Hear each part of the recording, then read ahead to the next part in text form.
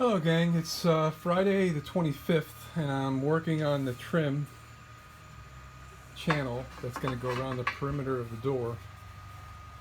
And I started out wanting to do 45s in the corners, but then I realized that that's really a hard thing to do and get right, and there's no adjustability to them. So what I'm doing, I got this one halfway done, and I'm cutting the sides off to create what I'm calling a tongue here. And I'm not going to be able to show you really at this point, but this is going to go in there like that, and that's going to make my corner joint. So this gives me the ability, once this is done, that the top one could be longer and protrude past, and I can trim, little at a time to make sure it's a good fit.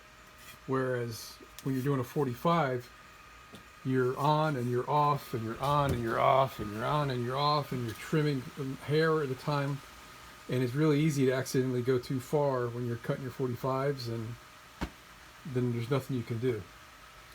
So what I've done here is I've put this in the milling machine in this position, and I just went back and forth going over from this surface. Well, first I milled this flat and straight, and then I went over 875 thousandths while I was milling this, because 875 thousandths is the depth underneath here. So let me double check what I'm doing here too, by the way. So this is going to go, yeah, like that. I might have to trim a little bit more off, because you can see there's a little bit of an air gap there. I don't know, maybe not. I'm holding it. But anyway, I did the first half, this side. Now I'm going to flip her over, and we're going to cut this one. You can see my little Sharpie marks there where I roughed it out so I'd make sure I was doing the right thing.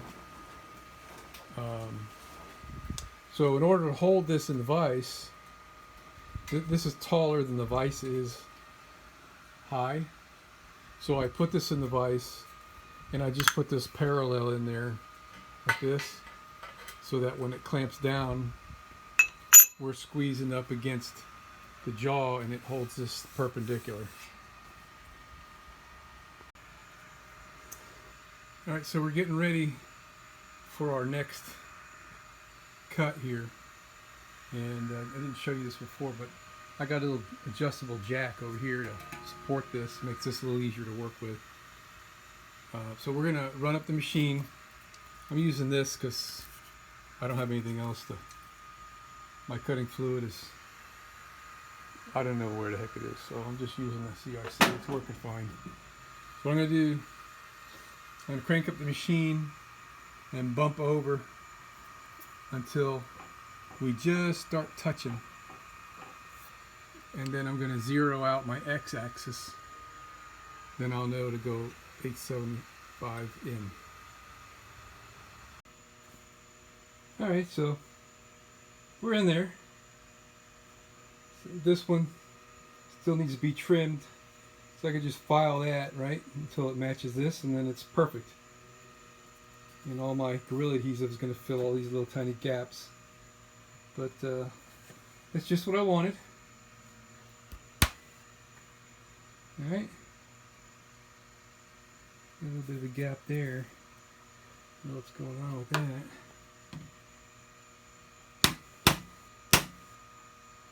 that. Just a little unevenness in the shape of the door, I guess. Because I know this is square where I cut it with the mill. So now I can cut. See, how do I want to do this? So if I change the width of this door to make it narrower, this does not need to be changed. This only needs to be shaved. If I change the door to be shorter, this will not need to be changed. The other end of that is what I want to address. So now let's figure that out. I want to have this end just cut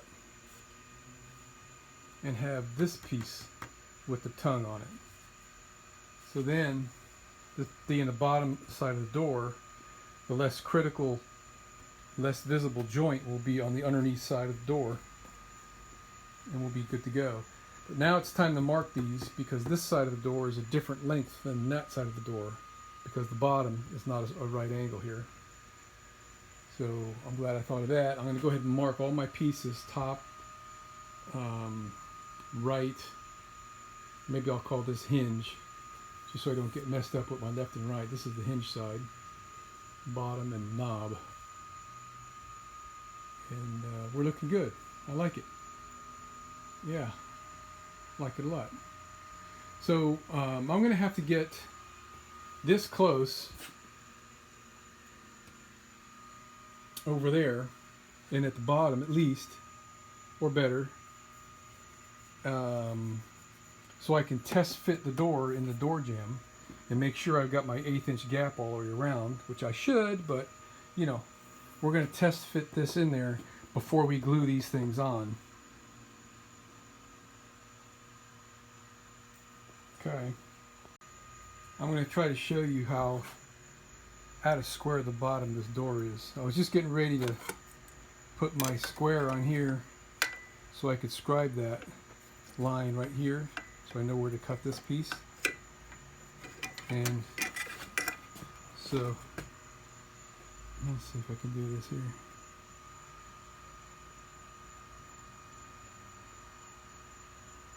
That's pretty wild. So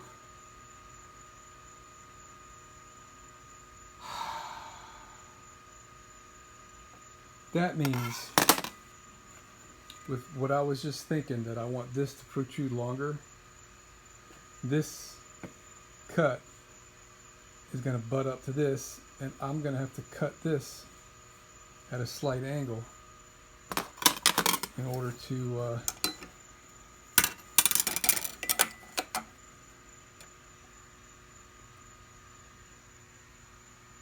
in order to not have a gape like that.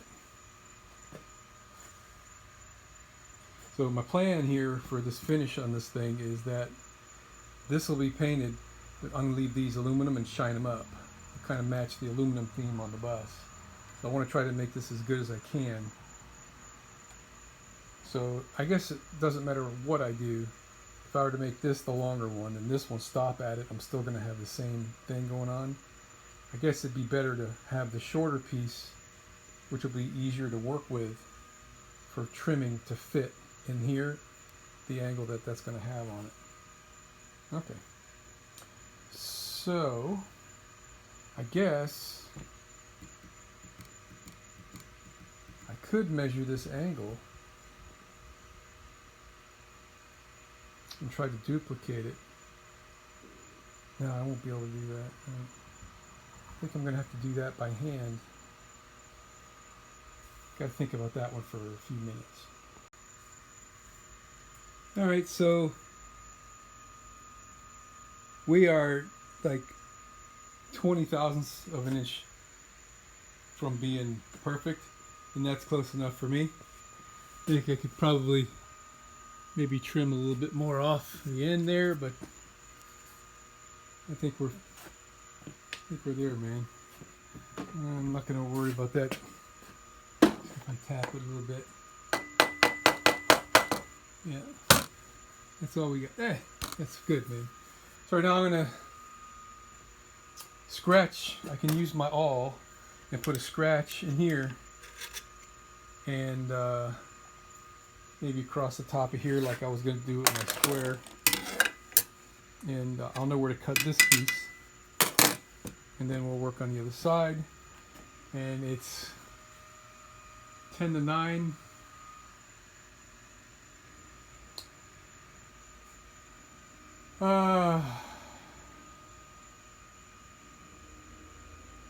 Maybe we'll get the other one. Alright, so I scribed where we've got to cut. I'm going to cut a little bit bigger with my trusty hacksaw here. This thing's brand new. I bought this hacksaw because I forgot to bring my hacksaw with me the day that I went and bought this stuff. This came in a 20-foot length, and I had no way of hauling 20 feet of it. So since I forgot mine, which is sitting right there,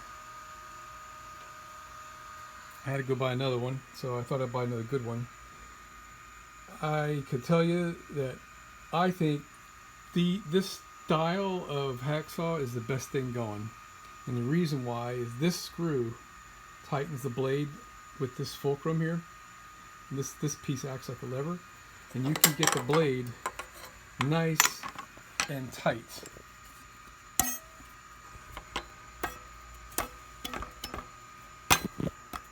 Well, it was ringing a little while ago. There you go. So a really tight blade makes a world of difference when you're using a hacksaw. So I'm going to have to make some room here so I don't rip my hand off on the bit, and give that a whack and then a clean cut with the mill bit. It's always something, right? The last cut, and I rushed it because I'm tired. So now I got more work to do, straightening that thing out. All right, I got her done. That one straightened out pretty good. Can't tell.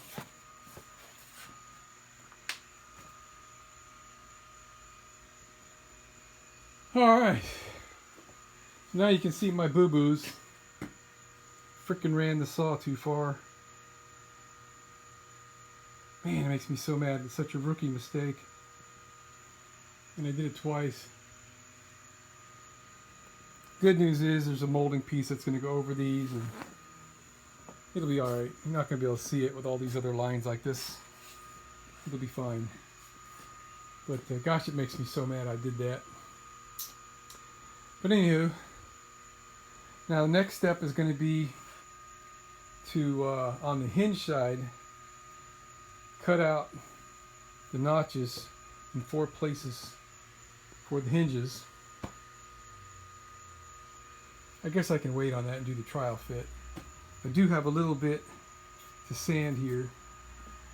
Grind, sand, whatever. It's about a 1/16. That's kind of heavy right there.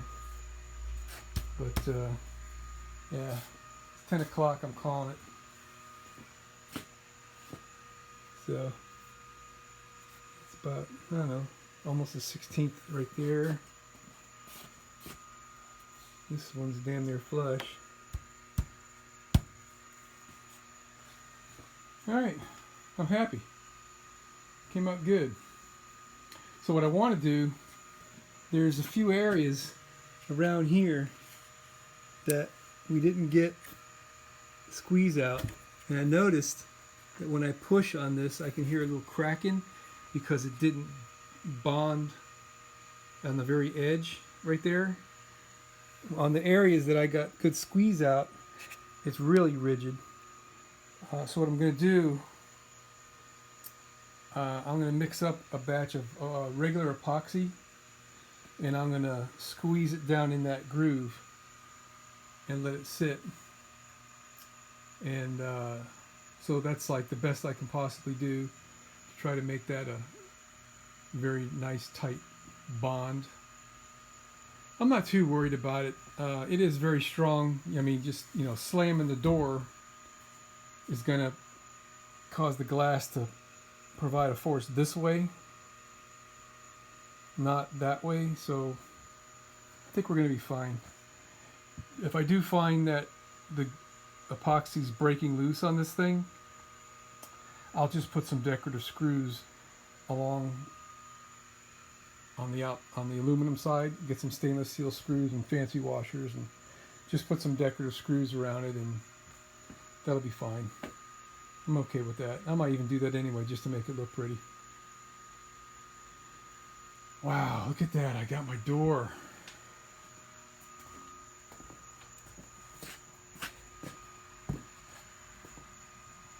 Okay. I mean, we're really, really, really close to perfect.